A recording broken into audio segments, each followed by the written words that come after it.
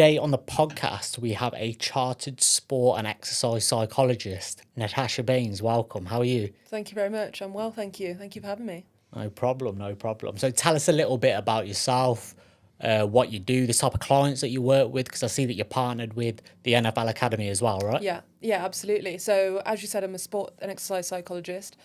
Started my career when I was 18, came out of university at 21, did a master's degree at 21, did another one at 22. Bit of a funny story, but I thought I would do clinical psychology after I came out of university. I always had this idea that I would be supporting people with depression, anxiety. I went halfway through my first master's degree and didn't like it. I didn't like it at all. I found it quite reactive and quite negative. It was what we would call a medical model of psychology, where it's very much based on if you have a problem, then you go and see a psychologist. And I didn't realise that until I got into the master's degree. Halfway through the first master's, went through a whole, had an epiphany that I wanted to do something in psychology, but something to do with reaching potential. Okay. At that same time, my old university called me back to play football with them, because I've played football since I was 4 years old. Okay. And played the game, and then after that game I had like just a switch, a light bulb went off, and I thought, what if I could do psychology and sport? And I just didn't know that was a thing. So went back to uni again, did a second master's degree in sport psychology, because you have to do a sport psychology master's to go on to be a chartered sport and exercise psychologist. After that, went on into my chartered training, which was, I did 2 years. You can do 2, 3 or 4, whatever pathway suits you. I did 2 years. And basically part of that process is it's an independent route. So you build a client base, you work with the clients, and then you have a supervisor that ticks off your competence. So yes, Natasha can do this, you can do that. Yeah. So through that process, I started to build my business essentially, and built myself, hopefully, what is quite a strong client base. And that's from there have created and jumped on some opportunities that have come my way from that, one being the NFL Academy, for sure. That's awesome. And obviously your own business, so to speak, that's called, is it Beyond Better Coaching, is it? Beyond Better, just Beyond Better. Oh, Beyond Better. Yeah. Okay. So what are the different type of clients then that you have? Because what kind of sports have you delved into so far? Everything you can think of. And, Really? And sports that I would never even think to work in, things like equestrian, is not something that would be on my radar. What is that? So horse riding. Okay. Sport riding. It's horse riding, yeah. So that was one of my first clients, actually, an equestrian client. But it's swimming, tennis, football, American football, of course, with the NFL Academy, judo, taekwondo, boxing, fencing, diving, trampolining. And I bet these are all athletes that are performing to a pretty high level, right? Because I think they're more often than not the ones that seek out sports psychologists. Am I right? You're right, yeah. I would say it's quite a range, but everyone that I've worked with so far is on some sort of talent pathway. A couple of Olympians Trying as to well. get to that next level. Absolutely. Yeah. So how my work is split up is I'm mainly contracted at the moment to the NFL Academy. So my main role is to consult for them. Okay. But the other part of that story is as I said, run my own practice. And part of that is I'm contracted to various universities across the country.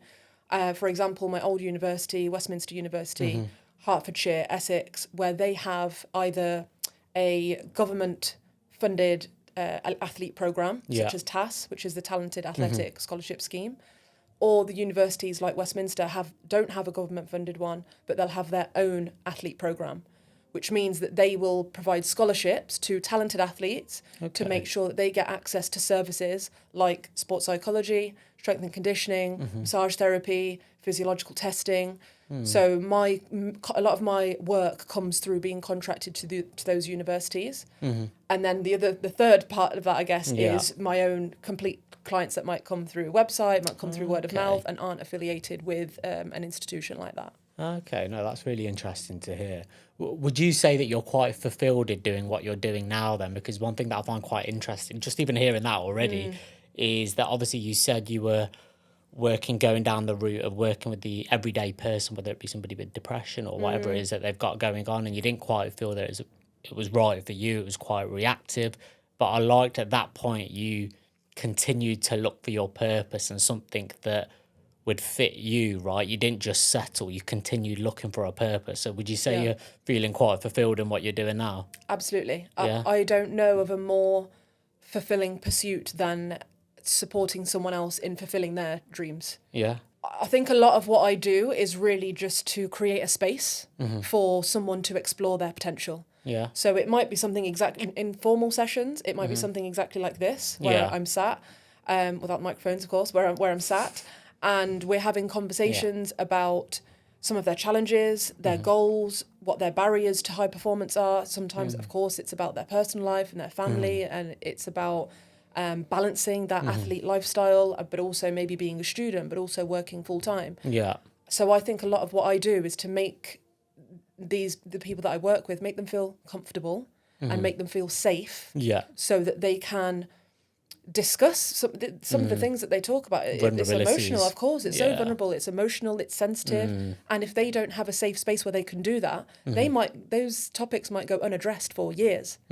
And the problem with that is, if it goes unaddressed for years, that thing might be the barrier to you reaching that next level. So, extremely fulfilling job.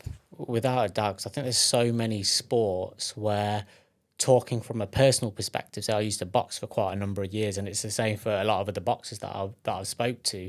I think the sport is just as much mental as it is physical. Like in many ways, I've defeated myself in fights before I've even got in there, just in terms of the self doubt and the lack of self belief. So I think mindset is quite a key thing. But one of the things I did want to challenge you on, and obviously I've had a sports psychologist on before, but I want to get your view on this. Obviously, you're working with athletes from various backgrounds, like you said, horse riding, boxing, football, etc. How do you get into the mindset of those athletes? Because you can go into the ring yourself and put on a pair of gloves and have a go, but it probably won't be the same as obviously undertaking a sport for a number of years. Yeah. But you've got to do something right from your perspective to be in their shoes, understand how they're feeling, whatever sport it is. So how do you do that? Yeah. Empathy is Yeah. the first thing. Yeah, absolutely. And what that means to me, at least, and different psychologists will work in different ways. Yeah. I don't personally think that you can be at least a good psychologist if you don't show or have genuine empathy for someone else's situation. And what that means is to be able to feel feel your athlete's feelings almost as if it were your own. Now, that doesn't mean to take it on. So I was don't. gonna say, I bet there's a fine line with that, There right? is a fine line, but this is why you're trained. This is why I'm trained in Yeah. this. So I don't take on my client's feelings and then I go home and then I might be distraught or devastated that they didn't get selected or win the competition. But it's looking at what they are presenting. So if they are presenting with, like you said, a self-doubt, lack of confidence, it's me understanding that through their frame of reference. So through their lens. Yeah. And there are a lot of sort of technical skills involved with that, things like active listening, which is, for example, if we were in session right now, you would be doing a lot of the talking, and a lot of my job would be, yes, to probe and ask questions, but also to almost think of it as holding a mirror up. So I might paraphrase something that you say, or I might notice patterns in your language, and I might just hold that mirror up and say, you said that thing about 3 times. Is that something that's important to you? And just from that person might not have noticed that they said that thing. That 3 must times. kickstart self-reflection on their end as Exactly, well, right? exactly, and that's what the mirror is. It's to Yeah. reflect. It's to hold. It's for me to show you about you. Yeah. Rather than me giving you advice and me saying go and do this or go and try that. Yeah. I believe very much in facilitating my client to come to their own conclusions rather than, again, me saying this is the answer and you should go in this direction, because that's not me working from your frame of reference. Yeah. That's me me imposing my own ideals onto you, and I don't think that's the best practice personally. Okay. Yeah, because it's funny. It's probably in the past few years where I really kind of delved into it, and it's one of my talking points later on. But self-reflection is huge, right? When it comes to any form of self-development, you need to be able to not criticize yourself, but you need to be able to self-reflect based on your values, based on the type of person you want to be, the character that you want to have. So yeah, no, that's quite interesting. But I'll save that for a little bit problem. later on. I don't want to jump too early. the first thing that I wanted to talk about is, say if you're somebody who you may be going for a rut, you may not be, but you're looking to level up your mindset, looking to get to that next level.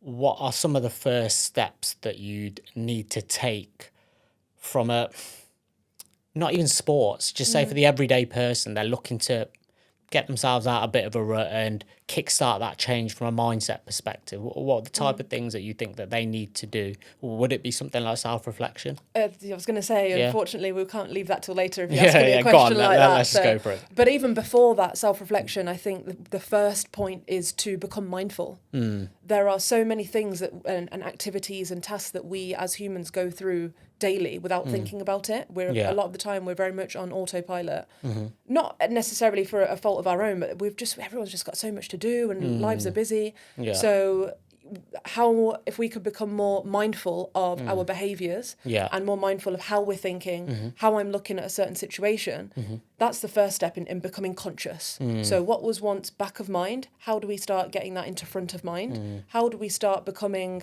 just a bit more alive in the things that we're thinking or doing? Then I would say self-reflection, it comes after that step. We can't reflect if we're not aware. Would you say some of it is your programming as well from an early age? Because obviously we are, right? That forms our kind of habits and what we are as a person. And like you say, you go into autopilot, right? Through the years. And again, it's something which probably I should have done a lot earlier in life, but you only start questioning your habits and the way you are. Well, hopefully everybody does when they reach a certain age, right? So would you say that's part of it as well? Yeah, of course. We're conditioned, and we're all conditioned in different ways. Your family background will have a contribution to that. Your cultural background will have a contribution to that. Would you say there were habits that perhaps you recognise at a certain age that were based on your programming that you needed to break? That's a good question.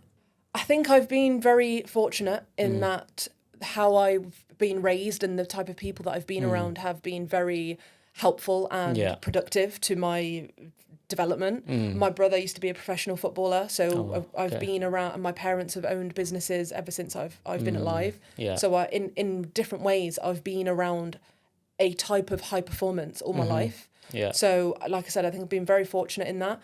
That's not to say I'm perfect and I don't engage in any unhelpful habits, but I would say probably around at the age of 16, I started to become more conscious of what my helpful habits are.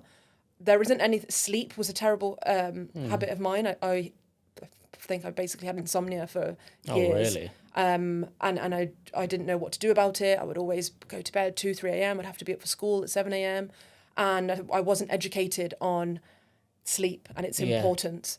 So that was probably the first habit that I started to really think about. And what was the change. reason around that insomnia? Well, an interesting story. I don't know. But I can hazard a guess. Yeah. My uncle actually, I think, changed my life, to be honest, in a way. So maybe 18. Yeah. And so my mum's brother, I couldn't sleep all through A levels. I couldn't sleep, and no idea why. Couldn't pinpoint it. And my mum got sick of me for it. She couldn't do it anymore. And she would give me all these different remedies, all these old folks' tales. Drink a glass of milk. Yeah. Put a slipper upside down next to your bed, all this type of stuff, right? And nothing worked. So she must have said to her brother, who I consider he's a religious man, he's quite a holy man. And she told him, and he said to my mum, send Natasha to my house for 3 days in a row. Yeah. And I'm going to put ghee, butter in her hair. And then she's going to drink a glass of almond milk. And then this is going to help her sleep. Okay. So I didn't really believe this is going to fix my insomnia, but I'll do anything, of course. Yeah. So I went the first day. He put the butter in my hair. Didn't really say anything. Watched TV. Told me to drink some almond milk. I'm fine. And you can't wash the butter out of your hair, so I had to sleep with butter in my hair for 3 days. Okay. The next day I went back, and we're sat there. He's massaging my head again. Yeah. And I've not said anything to him about my insomnia or anything. We're not really in conversation, to be honest. I'm sat there, and he just says to me, you need to stop thinking so far ahead. And I said, excuse me?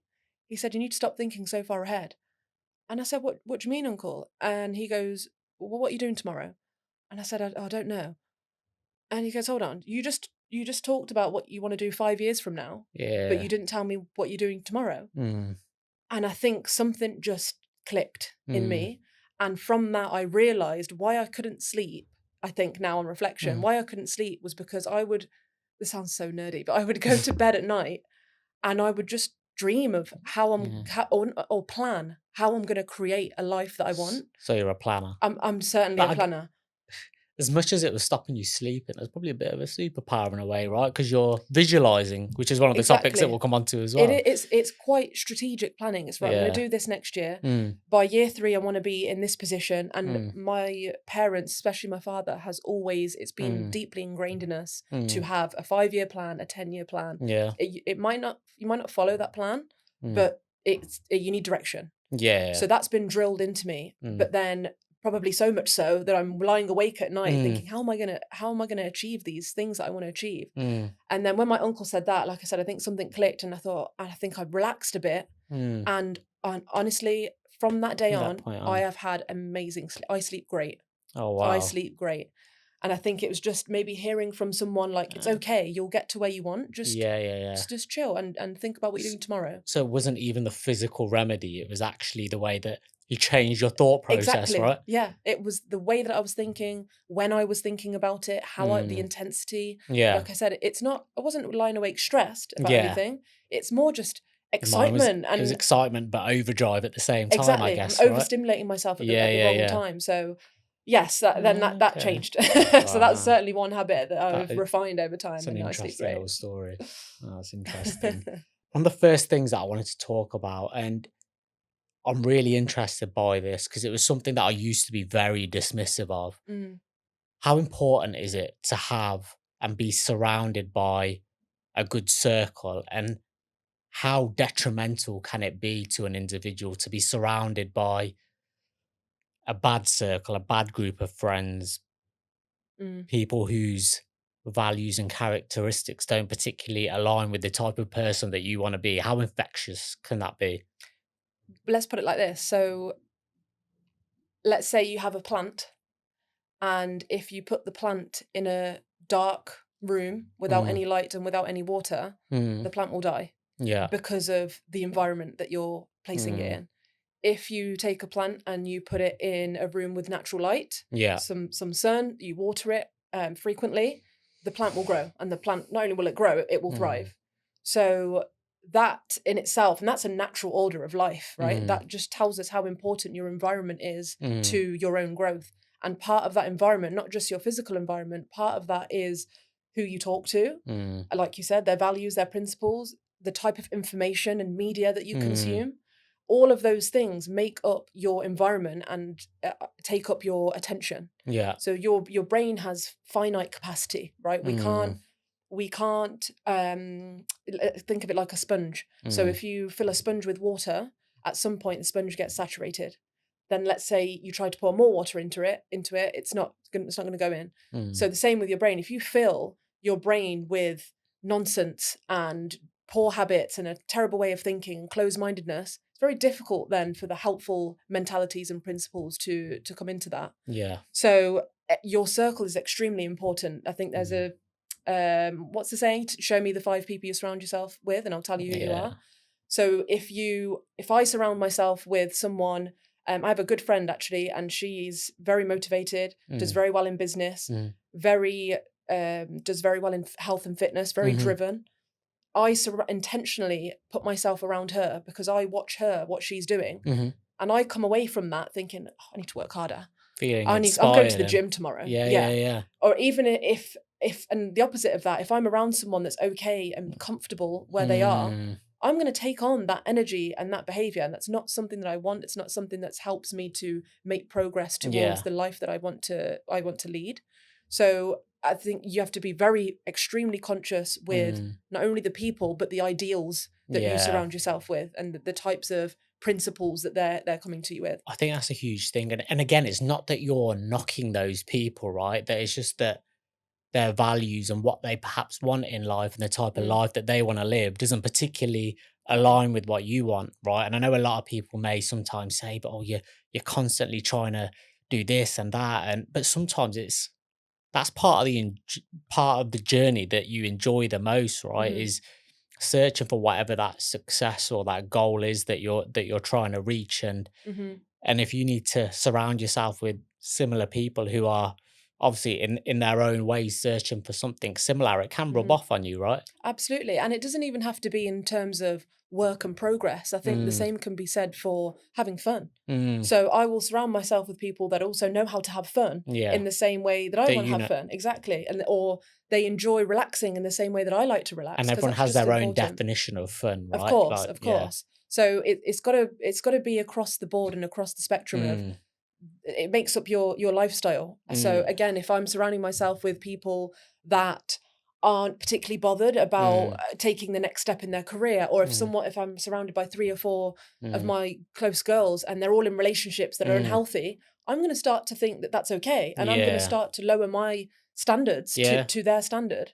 That's not true, Do but you know what? I think it's a case of even if you didn't want to lower your standards, say if you were surrounded by people who were, say if you were really conscious of your health and your fitness, but you were constantly around people who weren't, as yeah. much as you think it isn't going to rub off on you, I don't think it can honestly be helped, because even for myself, I had kind of my own kind of goals and aspirations in life, but I don't think I was fully locked in on them, and my life wasn't aligned to the life I was living wasn't aligned to reaching those types of goals and aspirations that I had. And Right. it took a lot longer for me to realize than it should have.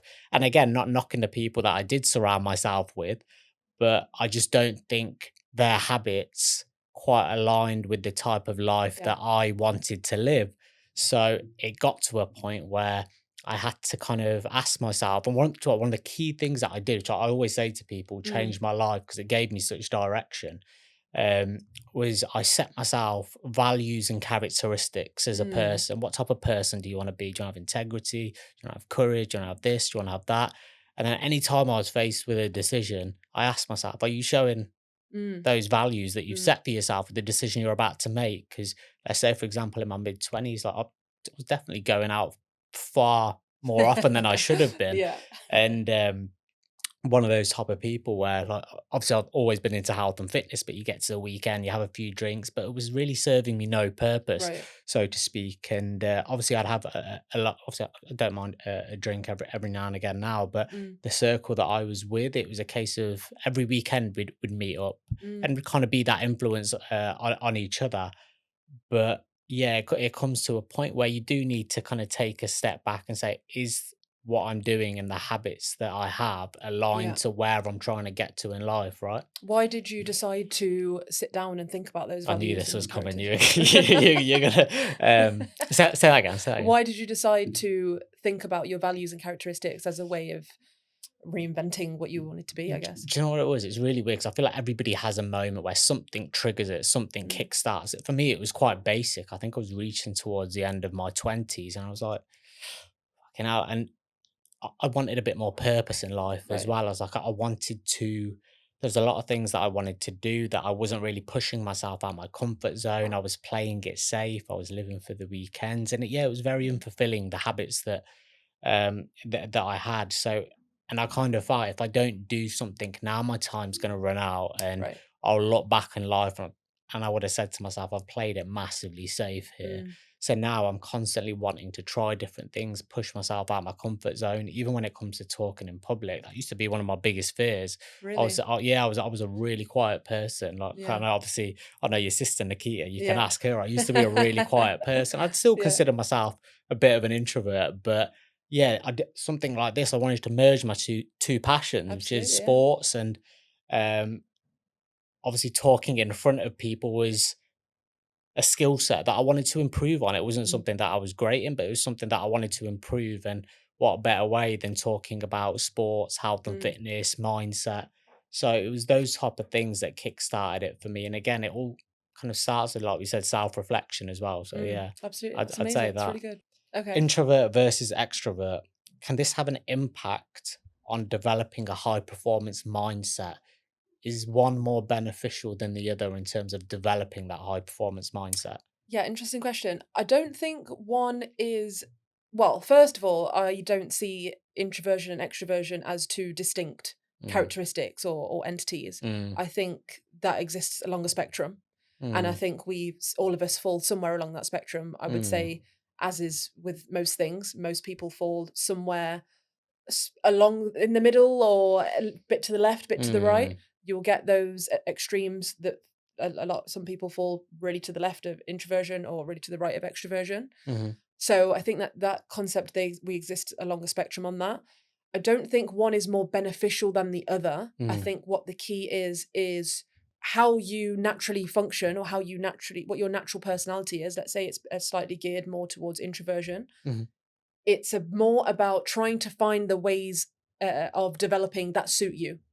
So certain ways of development, certain methods or strategies to develop yourself may be better suited to those that are extroverts. For example, if you are an extrovert, you're probably more likely to be able to get up on stage at an open mic night. And doing that will help you to develop certain skills. So lean into that if that's what works for you. Whereas if you're an introvert, something like journaling might be more suited to your method, more suited to your personality, and therefore you should lean into that. So I don't think one is more beneficial than the other. I think the key is to find what works for you and play to your strengths. Okay, it's funny because I would consider myself a classic introvert. Like I said, I was really quiet growing up, but then it's funny. Like obviously, I'm doing the podcasting now, so when I speak to people, like, no, you can't be. You must be an extrovert. No, no, I'm really not. Like sometimes I even find my social battery just drains so quickly. But I kind of feel like as an introvert, especially the type of life that I live, if I need to get to where I need to be, I kind of, in some instances, need to be a fake extrovert at Yeah, of times. Not a course. fake person by any No. means, but whether it be to network or Yeah. whatever it is, I'm like, you can't just hide in your shell, right? You need to put yourself out there, even when it comes to social media and building a brand, like we just touched on that outside. It's becoming a huge thing now. So even with that, I'm like, okay, do I need to be a bit more extroverted with that and build my Yeah. brand? So is there any getting away from that? That's just pushing yourself outside your comfort zone, though. Yeah. So if you'd find that you're an introvert, like I said, there'll be certain methods of development that you feel comfortable with. Like Okay. I mentioned journaling a moment ago. Yeah. If you want to challenge yourself and you want to, like you say, certain things, Mm. especially now in the business Mm. world, everything's around media and networking. If you want to go to an event and to Mm. go up to someone and to introduce yourself to someone, Mm. that's going to be a lot of people's worst nightmare. But are you doing that? I don't think that necessarily means you're being a fake extrovert. It just means, I mean, we don't even need to label yourself Yeah. as an introvert or an extrovert. Mm. But if you are, okay, maybe you're naturally more geared towards introversion, but there are still skills that you can exercise in that. Going up to someone, introducing yourself, I don't even think that's necessarily being an extrovert. That's really just you being courageous to go and stand Yeah. in front of someone and try to create a relationship with someone, and hopefully create some opportunities off the back of that. You can certainly train that. I think that's any skill, whether it's, we talk a lot about physical skills in sport. Mental skills are just as much flexible and adaptable, just as physical skills are. So if I'm right-footed in football, I can train to play with my left foot. Yeah. If I don't know how to introduce myself to someone, or I don't feel comfortable doing that, I can train that. And I can train confidence, and I can train myself to focus. So the mental skills are just as coachable as the physical skills are. Okay. And you mentioned just there pushing yourself out of your comfort zone. This was a bit of a, strangely enough, people laugh at it, but it was a life changing moment for me. And I know it caught on as a bit of a trend, but I feel like I actually utilized it in the right way, which was cold therapy. And I was Right. somebody which, like I said, in many instances, I like to play it safe, be comfortable. I think everyone does it, especially when they wake up in the morning. Yeah, First thing, of you course. want warmth, you want comfort, right? Um, I started off by taking cold showers, and I think it was actually to heal a bit of an injury that I had initially. And then I noticed after it, I had a massive dopamine spike, Yeah. like after I did it, and it really made me feel good. It made me feel productive. Like when it came to anything work related, like I was on it as soon as I had my cold shower. And I took it up a level. I started doing my cold plunges in my tub outside. And do you know what? It really kick-started a lot of things for me in life because I kind of like to use things as metaphors, whether it be the boxing that I did or whether it be whether it be the cold tub. Mm. Like every morning I'd wake up and it was just as hard every day. I'd be like, "Do you know what? I really don't want to get in the tub." Like say when it was a winter and it was Yeah. covered in ice, Freezing. it was like it's the last thing I want to do. But I wouldn't even allow myself to get into that debate. I'd just push myself in, do it, get into that meditative mindset. Mm. And I kind of use that as a bit of a metaphor for everyday life. I was like, okay, you've just pushed yourself to do something you really don't want to do. You know it's going to be painful Mm. in the short term, but there's going to be a reward after it. Of course, yeah. And I started using that. And that's actually, funnily enough, what got me started in podcasting. I was like, I need to Right. just push myself out my comfort zone and just do it. And what I started realizing was I started pushing myself into situations that I knew there'd be a greater benefit in the Mm. long term, but it was uncomfortable in the short term. So yeah, I think there's a great benefit in putting yourself in uncomfortable situations, right? Because I think you do go into that fight or flight, right? When you're in Yeah. those situations when something's Yeah. unfamiliar, but there's an importance behind it, I think, right? Absolutely. And there's hundreds of ways that you can push yourself out of your comfort zone on a daily Mm, basis. You mentioned one of them there, taking a mm, cold shower.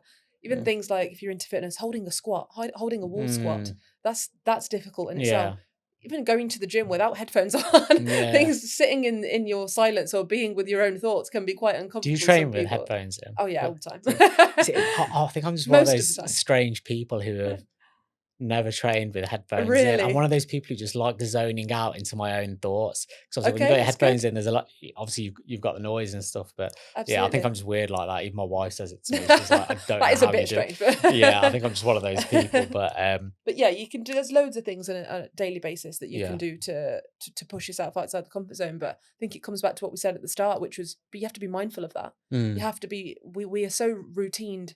Well, many of us are very routined creatures, and yeah, we do the same thing all the time. mm, Even go tomorrow, brush your teeth with your left hand if you're mm. right-handed, and it yeah, sounds silly, but yeah, you're challenging your mind to do something else. yeah, And I don't think we maybe don't take enough opportunity on a day-to-day basis to exercise those things. yeah. No, I think I agree with that. That's a good point. You just spoke about routine and structure there Mm. as well. And again, these are later agenda points, but I'm just gonna Sure, work it in as and when it comes. it's fine. Routine and structure.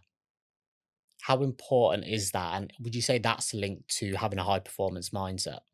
Yes, I would. Yeah. There might be people that disagree with that, but I personally, I don't think I know a high-performing person, not even a high performing athlete, but high performing person that does not have some sort of consistency in their behaviors and their Mm, habits. Because that's what consistency is, right?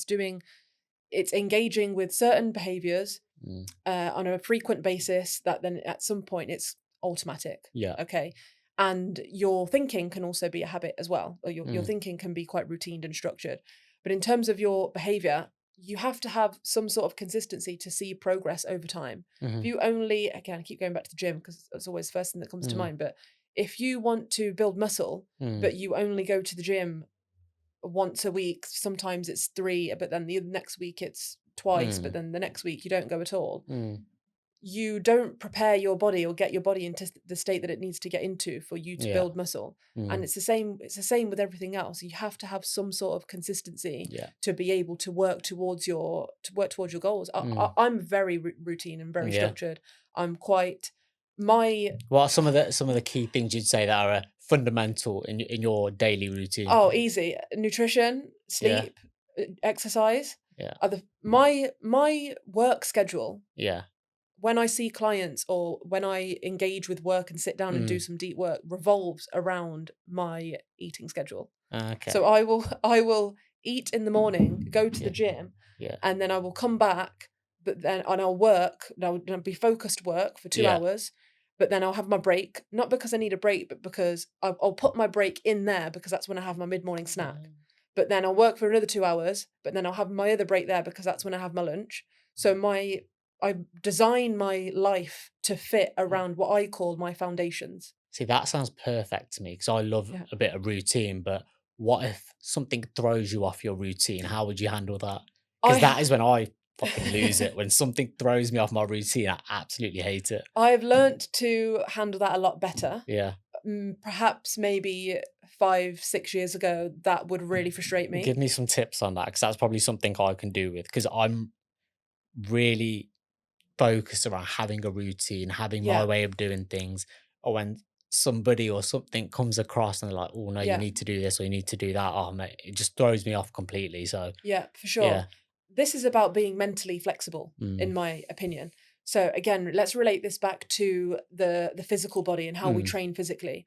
We train strength, mm, we train conditioning, mm, fitness, cardiovascular, mm, but we also train hopefully flexibility and mm. stretching. I don't So do enough we of that, but yeah, that's the it's the first place to bit I start. always skip. But yeah, go on. So we train physically Yeah. flexibility Mm, because that helps our mm, muscles to maintain some sort of yeah. elasticity, etc. The same thing we should be training with the mind. Yeah. So if we have a routine, and I have a silly example, but this things like this really annoy me also. I have the same breakfast every morning without fail. I'll have 2 chicken sausages, 2 scrambled eggs, and a flatbread. Mm-hmm. Sometimes I'll come downstairs and I've only got 1 egg. For Mm. whatever reason. Either I haven't gone shopping or Yeah, someone's eaten an yeah, egg and yeah. not told me. And it really annoys It is the me. little things It is sometimes, though, annoying, isn't it? but it's Yeah, yeah, annoying because now I'm 7 grams of protein out of my yeah. protein goal. It sounds again quite militant, but I'm 7 grams out of my protein goal. That would really annoy me. Yeah. You're a macro tracker then. I used to be. I know Yeah. it enough now Yeah, to not yeah, track it, but yeah, absolutely. I have targets to meet yeah. every day. So now I'm 7 grams out of my protein. So now Mm. I'm annoyed because again, going back to the routine and consistency, Hmm. now I might not hit my 150 Yeah. gram protein target for today. That's going to affect me building muscle and everything else, right? So, like I said, that would annoy me. Mm. However, over time, I've learned to become flexible. Mm. So that means there's always more than one. There's always more than one route to get to the same destination. So Mm. just because I can't get that 7 grams of protein from another egg, Mm. there's 99% something else in my kitchen that will give me Mm. 7 grams of protein. So rather than being annoyed, which doesn't that emotion, being annoyed at that doesn't, Spirals. yeah, doesn't it Mm. doesn't serve me. Mm. So I will allow myself, as I believe in Mm. feeling your feelings, I will allow myself a 30 Yeah. second annoyance that someone's eaten my egg, Yeah. but then we move on Getting to out of what's that the moment. solution Yeah. and what else can I have to make up Yeah. that 7 grams of protein? Because if I stayed in that annoyance, I'm only hurting myself Yeah. and Yeah. Yeah. yeah, hurting myself further. So becoming flexible and understanding that was my one route to the Mm. target that I want. I Mm. can't take that route because there's a roadblock for whatever Yeah. Yeah. reason. Yeah. There's probably 3 or 4 different routes that I can take. So let me just Yeah. explore that.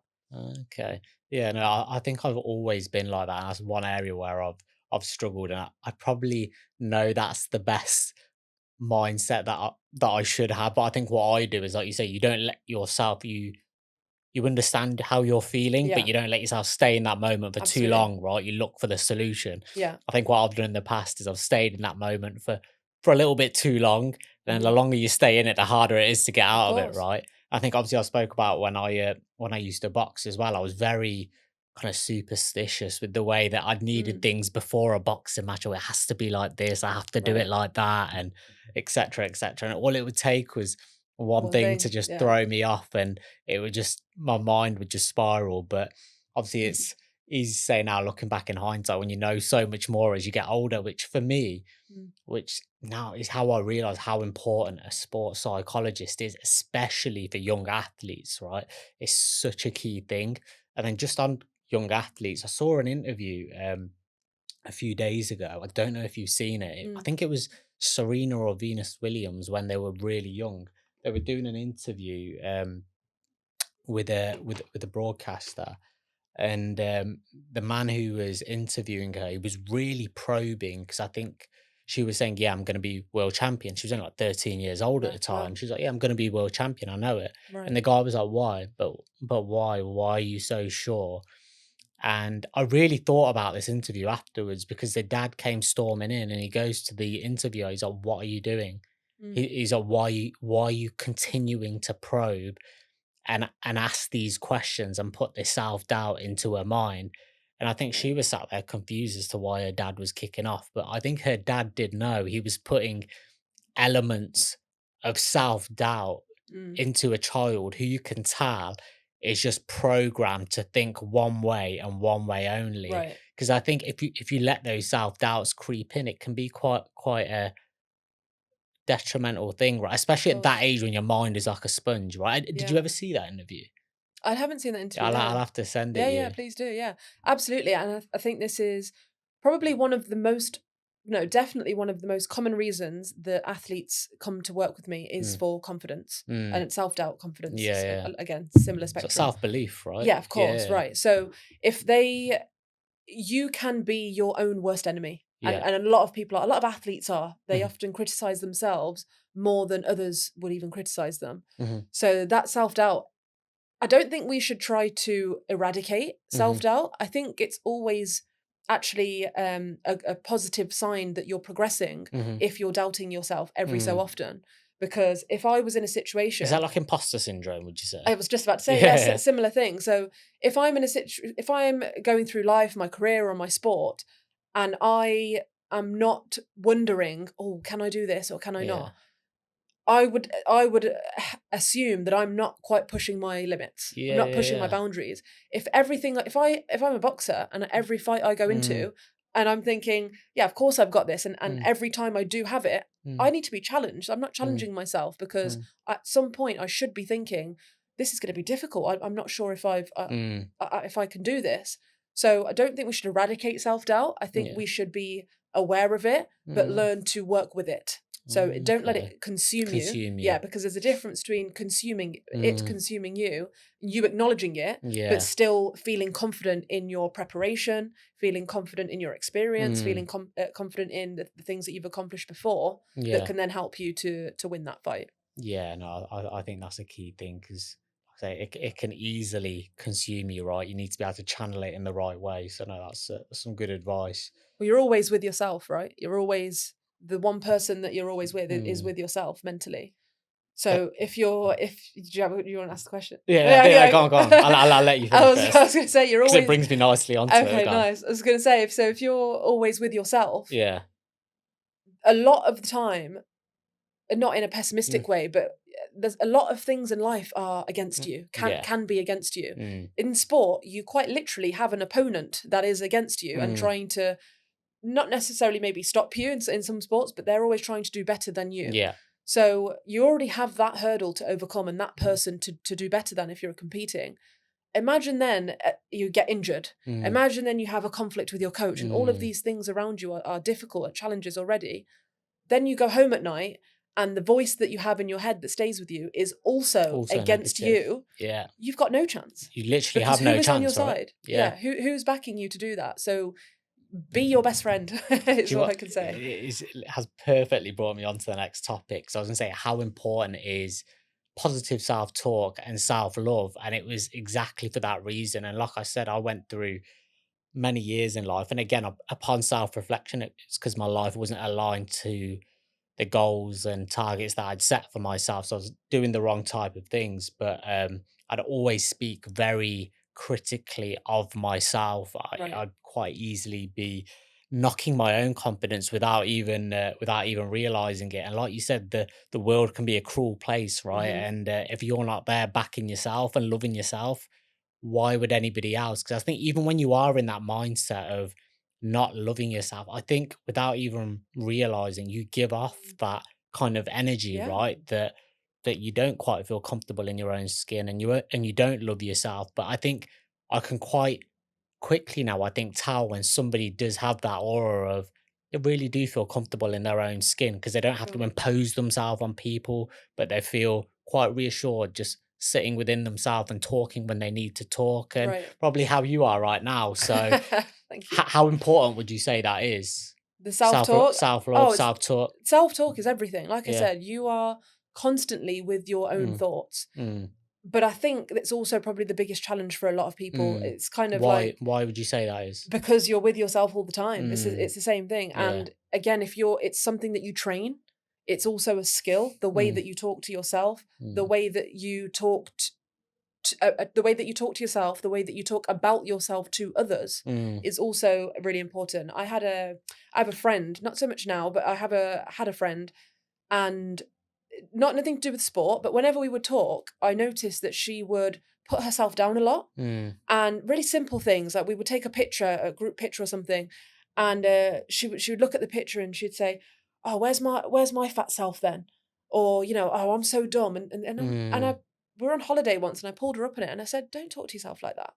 And she was mm, really taken aback. She was like, what yeah. do you mean? I was like, don't talk to yourself like that. They don't She said, realize that your mind starts to believe it, right? of course, yeah. Yeah. You're so there's a process to that, right? Mm, So that you're in that situation. So with her saying what she said, she's in that situation, she's perceiving that situation, she's mm, interpreting it, mm. she's then talking about it, where's my fat self, etc. Reaffirming it. Yeah, and then eventually Mm, believes that. yeah. So all along that process, there is such I don't like the word, I don't like the dichotomy of positive and negative, so I'm trying not to Mm, say negative, but that there is a almost a self-deprecation to mm, that. yeah. And again, if you're walking around and that's the way that you talk to Mm, yourself, how can you create a rich, fulfilling life mm, when you've got this voice in your head that's constantly mm, criticizing yourself? That's going to affect how you feel, of course. It's going mm. to affect the type of behaviors that you engage in, the activities that you do.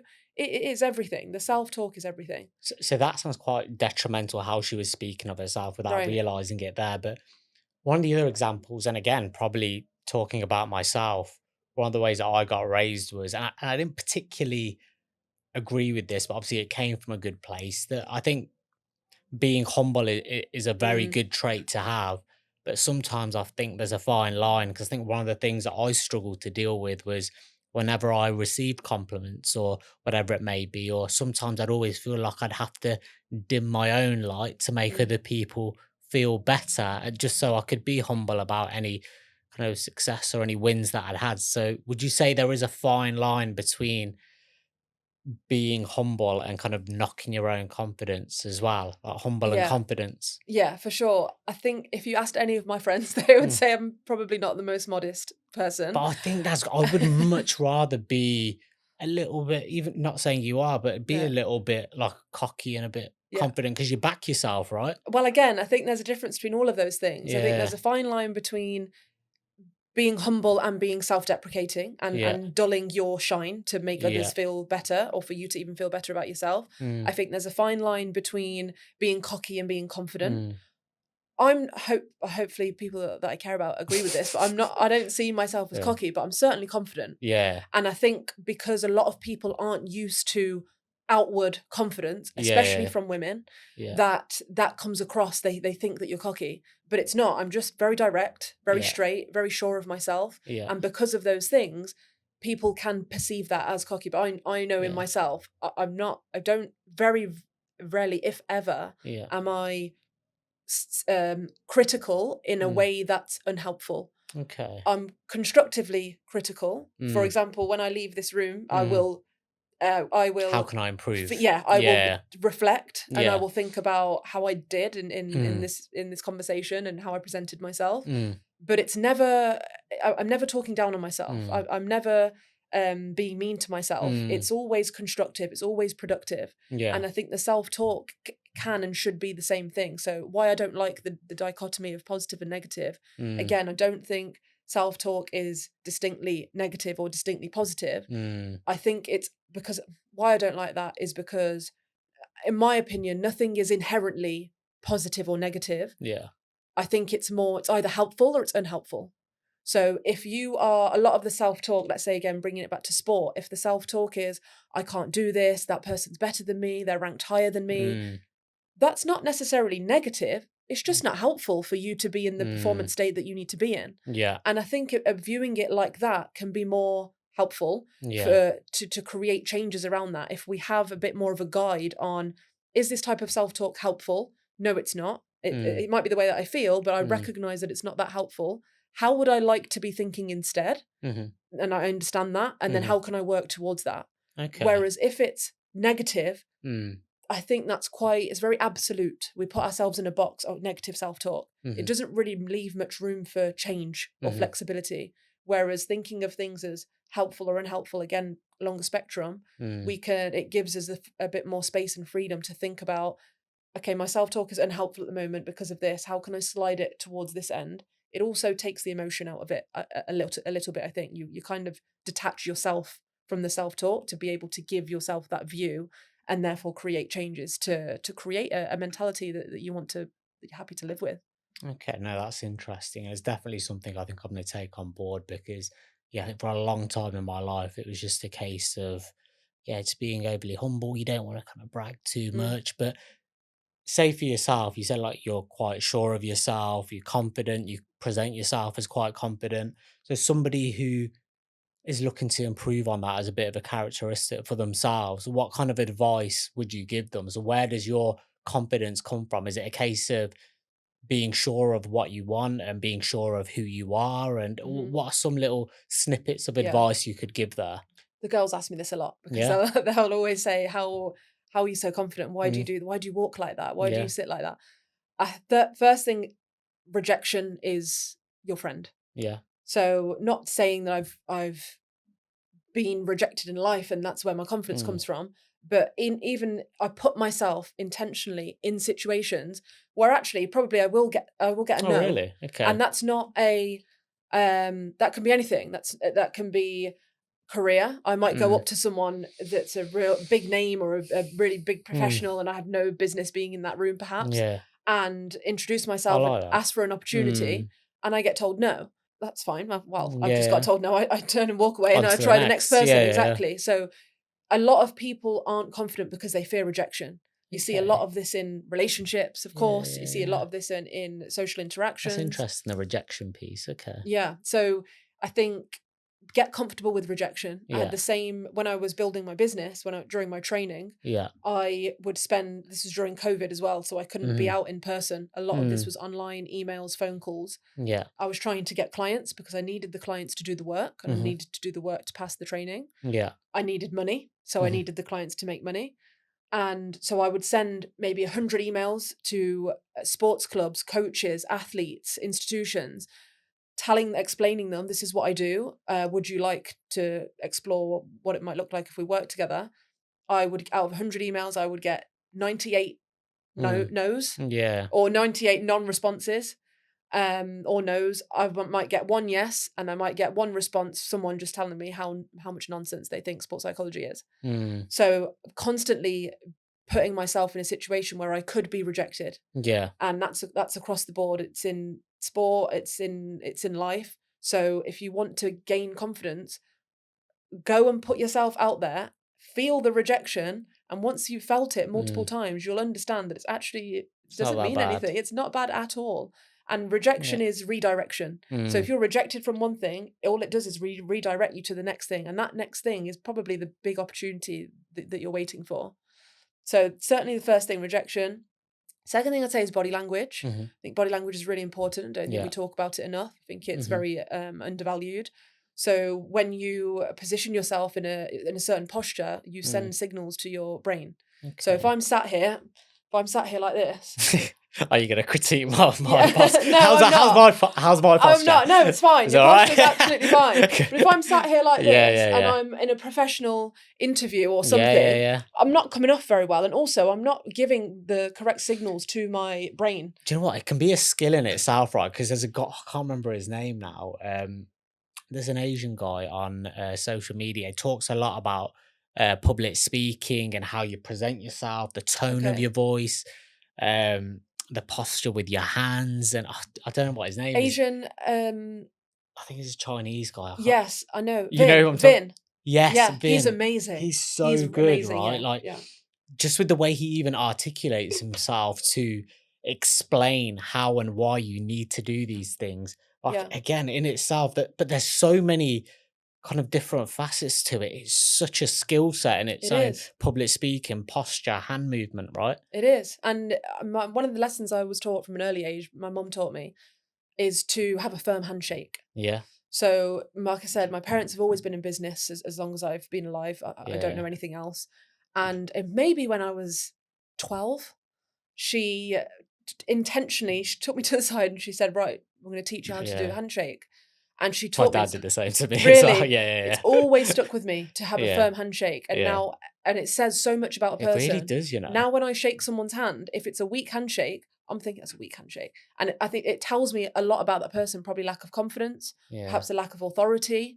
perhaps a Yeah. lack of self-assurance. Yeah. It's very It does. It speculative. triggers something in your mind. And again, I'm not saying it from a judgmental point of Mm. view. Yeah, of course. But yeah, because there's some people's handshakes straight away. I'm like, oh, he's got a Yeah, solid handshake. There's some people that barely put their hand out, and it's like yeah, literally a limp handshake. And I'm yeah. like, I'm just wonder, like, why is that type of Yeah, thing? and it says so much about them and the way that you walk. So I'm quite conscious about my posture anyway, just Yeah. because I want to have a nice posture Yeah. for the Yeah. rest of my Yeah. life. But when you walk into a room, Mm, how you are being perceived, you are being mm, observed. So what type? It's your first impression, right? When you walk mm, into a room. So what yeah. type of message are you sending out? Mm, I will walk into a room, my shoulders back, my head up, and mm. to be honest, I'll probably walk into a room like I own it. Yeah. Yeah. But No, that it's that's good. that's the impression that Mm, I'm trying to give off is yeah. that I'm again confident. I'm sure I'm here to perhaps achieve something or create some Mm, opportunities. And again, imagine if I show up to that event, mm, or I'm trying to get something out of it and I'm slouched, my head's down, I'm not even mm, looking at where I'm going. It just says so much mm. about you. Yeah. And that's just in life. We bring this back to sport. If you are preparing for competition and you're sat down, some people, again, varies. Some Mm, athletes like to quite literally lie down and close their eyes and be slouchy before mm, competition. But if you're trying to develop your confidence quite intentionally, mm. pay attention to the signals that you're sending to your brain through your body and your posture. So Yeah. we have something called, a lot of other people will know a lot more about this than I do, but power poses. Mm. I'm not saying go and stand in the mirror and flex your muscles, Yeah. but there's a reason why that's a thing. It's Yeah. like I keep saying, it sends signals to your brain. It sends a sense of readiness. I'm Yeah. Yeah. here. Yeah. Again, if you're slouched, if you're hunched over, if you're looking down, you're not quite getting yourself into the Mm. optimal performance state that you could be in. It's a hiding away type of Yes, posture, it's right? Where you shy. Yeah, don't it's want to be hesitant. here. Yeah. Yeah, yeah, yeah. Okay. Do you know what? It's interesting. We've touched on so many different points. Obviously, like you said, you're quite confident yourself, for sure. But there's a lot of different things that have come together to help you build that kind Mm, of persona, right, of confidence and authority. And it just shows you how much does actually go into it. And it's not mm, just a period of a week, a month. These are all habits that of are course. embedded into your life, right? And things which you recite, the self-talk, the posture, Mm, um, vocally.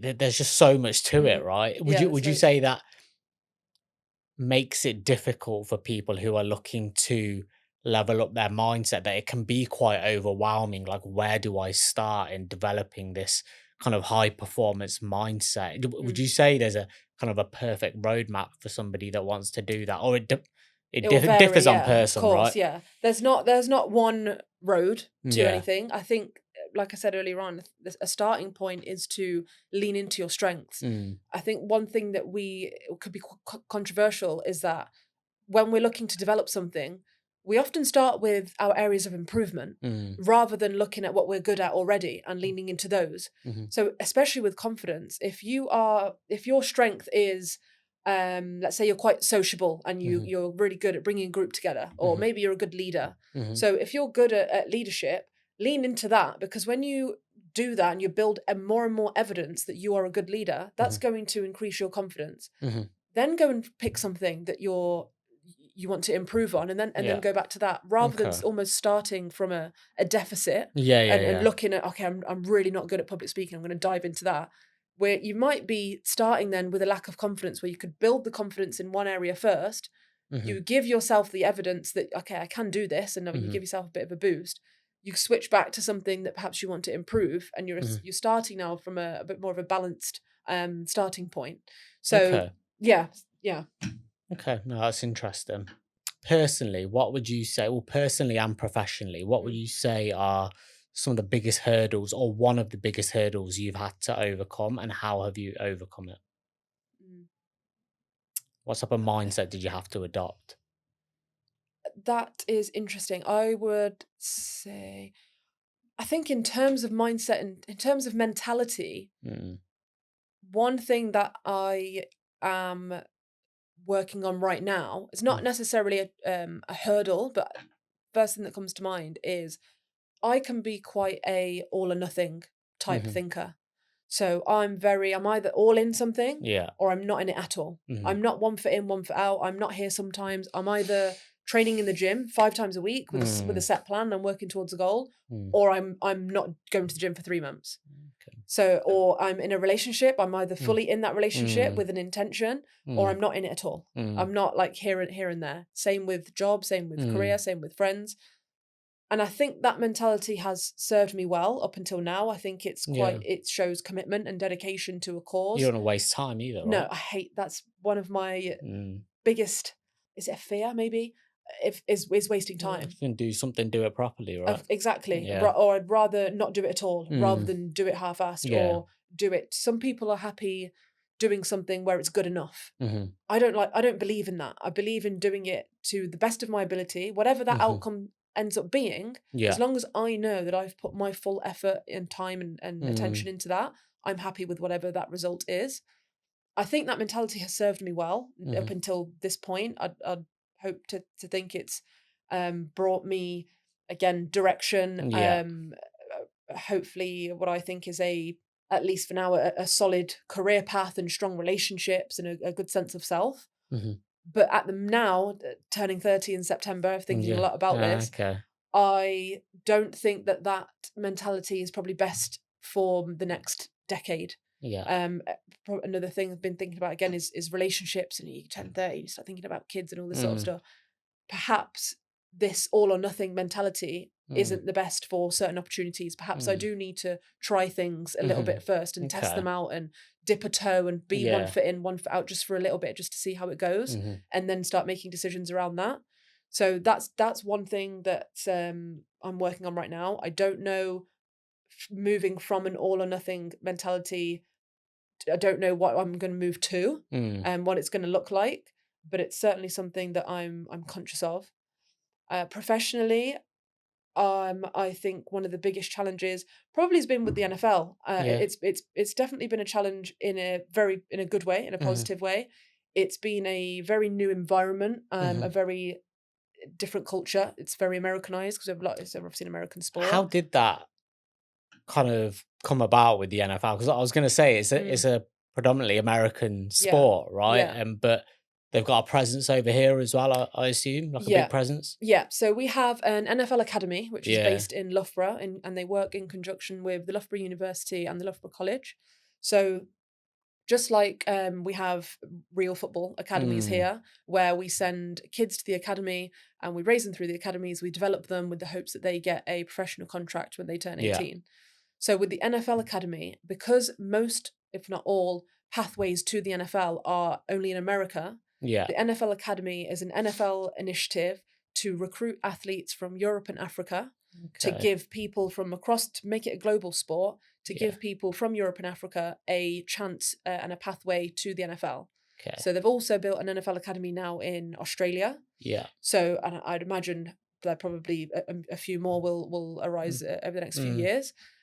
So we recruit from Europe and Africa in this academy at the age of 16. Mhm. They stay with us, or they can stay with us for 3 years. Yeah. At the end of that 3 years, of course, they would have learned a ton just from being at the academy. Mm. Of course, you get psychology support, you get S&C, you get your education, so you get your A Mm. levels or a diploma. Mm. At the end of that, the hope is that you get offered a scholarship from an Mhm. American university to go and play football at an American university, Yeah. and they pay your Okay. education fees. After that, the hope, so you're there at university for 4 years. You then hope to get drafted to the NFL. So how that came about, this is funny because my colleague will disagree with how this came about, but Yeah. this is how I see it. I finished my training in 2022, my psychology training, so became chartered. Me being my ambitious self, going straight into work rather than taking what would be an entry level job. I'm thinking NFL, NBA, Premier League, NHL, something high level. I'm setting my sights high. I like that. Yeah. And I did some research, Mhm. and I knew there was an NFL academy, but it Mm. used to be based in London. Mhm. They only recently moved to Loughborough a couple of years ago, Yeah. probably just before I found this job. So did some research into the academy, realized it was in Loughborough, which is only 40 minutes from me. Mhm. Um, like I said, explored a little bit, realized that they didn't have a sports psychologist on their team, but they had a physio, multiple physios. They had a head of performance, strength and conditioning, everything that you would expect. So I noticed a bit of a gap in this team. Was quite tactical with who Yeah. I contacted. So found the program manager, his name's Liam, messaged him on LinkedIn and messaged him quite literally saying, you don't have a sports psychologist. I am one. Would you want to have a conversation about how I can add Yeah. value to the academy? And luckily, he had just come in about 3 or 4 months before me, and he was revamping the entire program. So he Perfect. was going through a transition Nice. period, and he also used to play football. Yeah. So he understood the benefit of psychological support. It's key, So right? yeah, so I think I got lucky with timing because he had just been there and he was revamping the program. But from the initial message, we jumped on a call. We were talking for about an hour, and our visions just aligned so much. Our ethos aligned so much. It was clear that we shared similar values for development and youth development. A week later, he brought me into the campus to show me around, and I met the head of the academy and some of the key members of staff. And then probably about 2 weeks after that, they wanted me to come in as a consultant, which I did. But initially it was once a month to come in and consult. And then I came in for that day. On that day, the head of the academy said, can you come in once a week? And I said, no problem.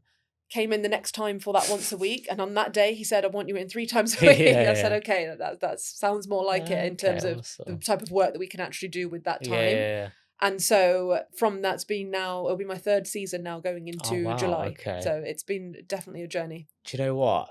You mentioned that was luck, and I really don't think it is. And this is one of the things that I found with myself as well. Like I said, I used to have goals and targets, but they were there in the background. There wasn't much attention to it. And sometimes you're hoping these opportunities will just turn up on your lap, right? But I think when you're really locked into a vision or a goal and what it is that you want for yourself, there's a theory. I think I saw it on social media. It's like the red car theory. Like, you drove here Yes. today. How many red cars did you see? You probably, I don't know how many I saw. But if you're consciously looking for those red cars or opportunities, and you're consciously out there making moves in that right direction, you will see the opportunities that other people aren't seeing because you're actively zoned into it, right? I don't know if you saw that kind of, I don't know if it is it called the red car theory? Yeah. And so that's why I think, like, you knew what you were looking for. You were actively looking for opportunities that probably only you would see, and that perhaps other sports psychologists who are a bit more comfortable, so to speak, in their position may not have seen. So no, I like that. That's a good little story. Thank you. Appreciate it. Okay, awesome. And again, nicely brings me into it. We're in flow here. I know. Visualization. Yeah. How important is that for a high performing athlete, but also just somebody in everyday life using visualization for going after what they want in life? Absolutely. Like I told you the story of my insomnia. So Yeah. it's that important.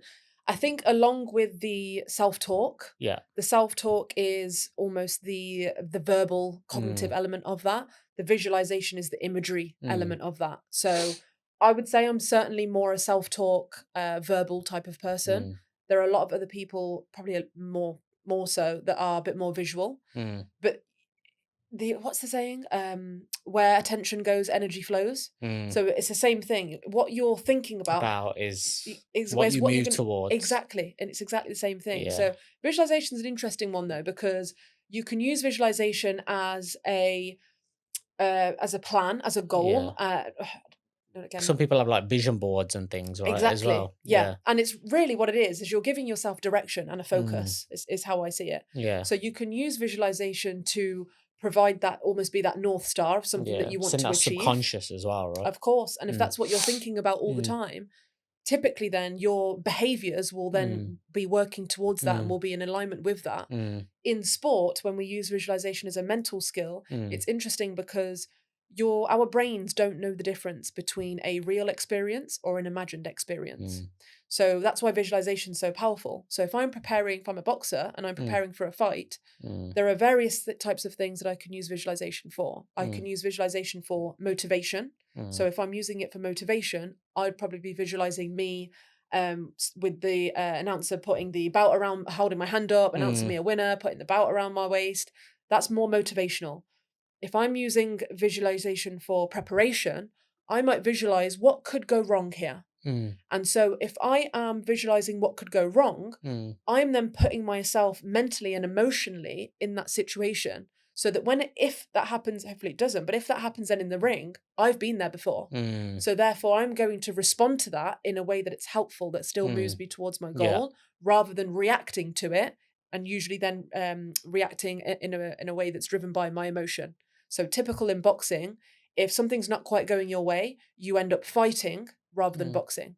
Yeah. So you end up brawling rather than sticking to your strategic plan. Yeah. But if you've used visualization as a preparation tool, and you've been punched in the face a few more times than you anticipated, you've been there. I felt this. I know what this is like. So I'm not going to react to my impulse to then go and scrap. I'm going to stick to my game plan. You're prepared, exactly. right? I'm going to use my footwork just like I planned. So visualization, really interesting one. And used in various different ways, quite specific like that in terms of sport, but also in terms of life, to provide that North Star in that direction. Yeah, the craziest example that I think I've seen of it, and I know you've probably heard of Law of Attraction and The Secret. Conor McGregor, his story's a fascinating story. I know now he's living the wildlife and whatnot, but where he came from, like humble beginnings of not having kind of much at all to getting to where he did in the UFC, the fight which he blew up for. I don't know if you've seen much of the UFC or his career, but he knocked out in 11 seconds Jose Aldo. Yeah, I remember that. There's a video of him reciting the punch and the movement of the punch that he wanted to throw. And obviously he landed it 11 seconds in, knocked him out. And that was quite a staple of Conor McGregor's career growing up, was the book Law of Attraction. How I guess that has all the elements of everything that we've spoke about, right? Do you use Law of Attraction yourself? I wouldn't. That's not something I think about consciously. But I do believe in. I think it's people talk about Law of Attraction. They talk about has all the practices that you probably practice anyway. Right? I read The Secret. That's probably one of the first books around this sort of topic that I read. I think what I didn't connect entirely with that, how they were at least presenting it, was if you talk about it, then it will come. I don't believe that. That's fascinating. I do think if you talk about it, that is helpful. You talk about your goals, but you still have to. It's not just going to come to you. It's a microscopic element of a lot of things, right? Yeah, for sure. But it's not gonna. I can sit here and talk about the type of life that I want, but it's not going to land in my lap. I still have to go and make the movements towards that. Yeah. So if I am using visualization, or whatever, Law of Attraction is sort of in a sense synonymous to that. If I'm using that as a tool, all I'm doing, in my opinion, is I'm setting my sights on something that I want. I'm then making decisions in my life that are going to help move me towards that. Is the reason that they're saying to talk about it is just to instill that sense of belief? Because I know, again, using Conor McGregor as an example, he'd talk about what he was going to do before the fight. And I've seen a lot of fighters do that. And I can tell the ones who are just saying it for clout or to be intimidating to their opponent, and the ones who are saying it because they have a core belief within them. This is what I'm going to do in the fight, and I fully believe it. And that they go on and do something pretty similar along those lines. So would you say that's what it is when they say talk it, that to instill that sense of self-belief? Because you're right, if you just talk it, it's not going to bring anything closer, right? So there's another layer to it, perhaps. Yeah, I think it's to instill the belief in yourself. Yeah. I think it's to reaffirm that belief then. It's not just something that you've thought about. If you're speaking it out loud, you're speaking it not into existence in a spiritual way, but again, you've said it out loud now, so you have to go and do that. So I think there's also a sense of accountability to that. I did a similar thing at the start of the year. My friend and I that I mentioned earlier, the very driven one, we have we'll go for breakfast at the start of each year, and we'll end up talking about what our goals are for this year. And that's a very productive friendship. It is a productive friendship, It's not intentional that we sit down and let's talk about our goals. It's probably usually me that's like, what are you working on this year? And it just goes back and forth. So one of the things I won't say it here, but I sat at breakfast and I said to her, I'm going to do this year. And she was like, oh, really? And I said, I've been thinking about it for about 2 years. Yeah. I've not done anything about it. Yeah. It's happening this year. And it's difficult to achieve. Yeah. It's on my list of goals that has little tick Yeah. boxes next to it. It's the thing at the top. It's not necessarily entirely even within my control, but the fact that I have said it to her, and the fact that I've said it out loud, the fact that it's on my board and my goals, I am now actively working towards it. It's been in my mind for the past 2 years, but I never did anything to work towards it. I don't know why not. Maybe I didn't feel ready. Maybe it's because I didn't I wasn't standing firm in that this is what I was going to do. But the fact that I've now made it real by talking to her about it and by putting it up and I can see it every day when I look at my phone. Accountability is there now, exactly. Right? I have to go and do that now. Yeah, I want to go and do that now. So I think there's a similar thing with that when you're talking about You're attraction. right, though. I think we've all had those kind of goals and aspirations that we want to achieve, but then when we reflect, oh, have I really done the things that I needed to do? Like you said, you may not be ready at that particular time, but sometimes we need to set that self accountability. So I think that's a very good point. We'll come to the end of the podcast. I said this about half an hour ago. We carried on talking. But before we do round off, 3 top tips our viewers can implement straight away to level up their mindset. What would they be? Self-reflection. I mean, we didn't even touch on that as deeply as we Yeah. could have, but self-reflection has got to be the start of everything. You cannot change anything if you're not aware of it in the first place. Yeah. So how you become aware of something that you want to change is to reflect on it. If I left this room today and I didn't reflect on, again, how I presented myself, how did I speak? Did I come up, was I articulate? If I didn't reflect on that, I wouldn't change anything for the next time because I haven't recognized something that I want to improve. Okay. So self-reflection, and this can be done by yourself. We mentioned journaling earlier on. We meant video yourself if it's about speaking or how you're presenting, video yourself. Yeah. If it's how you're performing, of course, a lot of athletes watch film of themselves. Yeah. Get feedback from Okay. friends, coaches, peers, people around you. How often does another friend come up to you and that's a say, good point. can you tell me something I can improve? That's a good point. Probably never. Yeah. So self-reflection, definitely the first thing. I have foundations. So I mentioned earlier on a couple of what my foundations are, almost my non-negotiables, I guess, for each day. I mentioned for me, it's sleep, nutrition, and some sort of exercise or some sort of movement. And something for my mind, whatever that might be. It might be reading, it might be being out in nature, something like that. But I like that, setting it as non-negotiables as well, right? yeah. And it might not be the same every day. It might not be a really intense workout every day, or it might not be world's most nutritious meals every day. Another form of it. It's something. Yeah.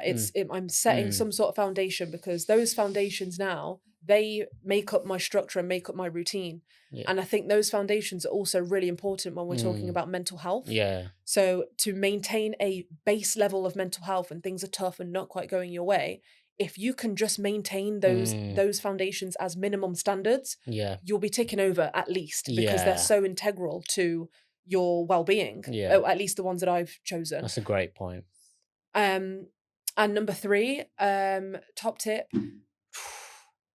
I think when we talk about confidence, I think that's probably one of the key skills that we don't intentionally train enough. So kind of what we said earlier on, to be honest, get out your comfort zone, push yourself out of your comfort zone. Get rejected, right? Like get rejected. Yeah. Push yourself out. Go and do something that you never thought you could do. Go or take it step by step if you want to, or I'm a bit more of a deep end person, but throw yourself in the deep end or take it step by step, but make the decision to go and do that thing. Otherwise you're going to be set in your circle. Nothing good or nothing progressive comes from that circle. And you met another thing, if want a fourth, values. We didn't really talk about that either, but that's what changed my life, to be honest. Having those values gives you such direction in life, right? In terms of the type of person you want to be, who you want to surround yourself with, and it allows you to be self-reflective without even realizing it, right? Exactly. And if you have values are what guide your what should guide your decision making. So at the base level, if I have a value for health, or a deep value for health, if I'm faced with eating the cake or eating the apple, because of my value for health, and if I want to live in alignment with that value, I'm going to choose the apple. Yeah. So one of the main reasons, and there's a famous psychologist, Carl Rogers, talked about this, is a concept called incongruence. So one of the main reasons why people feel stressed or anxious or go to therapy is because how they are currently living or who they are doesn't match with who they want to be. Okay. So there's an incongruence between who they are and who they want to be. So a lot of his therapy, and also I think a lot of mine in a way, is trying to align those two things with who you are and who you want to be. And once those are in alignment, we feel a lot more content. When those things are incongruent, we can be stressed, we can be anxious. In a sport example, probably feel a bit lost, right, yeah, within yourself. Of course. And in a sport example, it would probably be more around how you're performing isn't how you want to be performing. So we work on bridging that gap and getting those in alignment. And a lot of that starts with what are your values and who do you want to be? Okay, well, that's 4 great tips there, I think. So one more than you asked for. There you go. You got a bonus one as well. But reached the end of the podcast now. Natasha, thank you so much for coming on. I feel like we could have talked for another hour, if I'm being honest. So I definitely had more points that we didn't even get a chance to cover off. But no, thank you. Even for myself, selfishly, that was really useful. But yeah, thank you for coming on the podcast. Thank you. And thank you for watching, guys. Natasha, if anybody wants to get in touch with you or your social media platforms, how can they do that? Yeah, at Beyond Better Club on Instagram. And that's the main place right now. Or you can email beyondbetterclub@gmail.com. But Instagram's probably the best point of contact at the moment. Great. There you go. Well, thank you for watching, guys. And thank you again, Natasha. Thank you very much. A big shout out to our sponsors and partners, Gym Pro Apparel. They're making waves in the health and fitness industry at the moment. They've got some great gym wear for men and women, so be sure to check them out in the link below.